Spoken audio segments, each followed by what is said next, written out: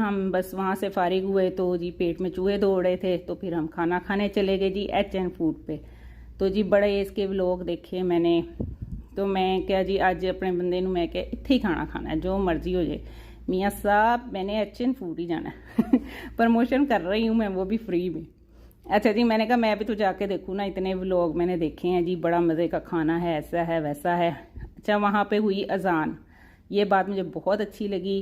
अजान हुई, इतना मज़ा आया पूरी अजान सुन के। फिर जी मैंने और मेरे मियाँ ने उठ के नमाज अदा की, वहाँ पे प्रेयर रूम था, तो बड़ी दिल को सुकून मिला, वरना हमें हो रहा था कि जी हमारी नमाज कज़ा हो जानी है।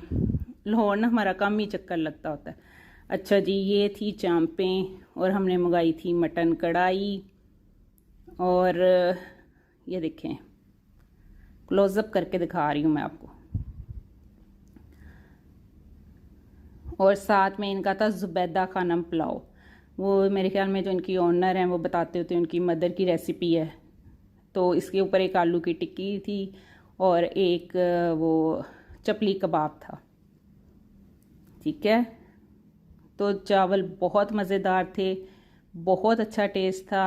बस एक चीज़ थी कि ऑयली बहुत थे, टू मच ऑयल था इनमें, लेकिन इतने मज़ेदार कि आप जितना भी खा लें आपका पेट ना भरे। और इतना खाने के बाद हमें लाइट फील हुआ कि होता है ना, एक मटन खाते हैं तो हैवी सा लगता है ना जी, बड़ा ही मज़ा आया।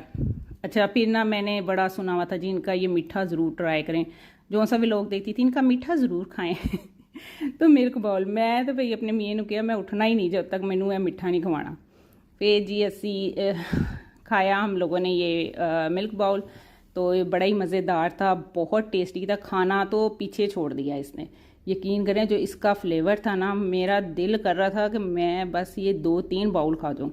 बहुत ज़्यादा मज़ेदार था, बहुत अच्छा था। अगर लेकिन ये थोड़ा और ठंडा होता ना तो शायद और भी ज़्यादा मज़ा आता, लेकिन बहुत ज़्यादा, मतलब कि आप कह लें कि 100 में से 100 नंबर हैं इसको, इतना मज़ेदार था ये। बड़ा मज़ा आया ये खा के। अच्छा जी, फिर हमने खाना खूब इंजॉय किया। हमारा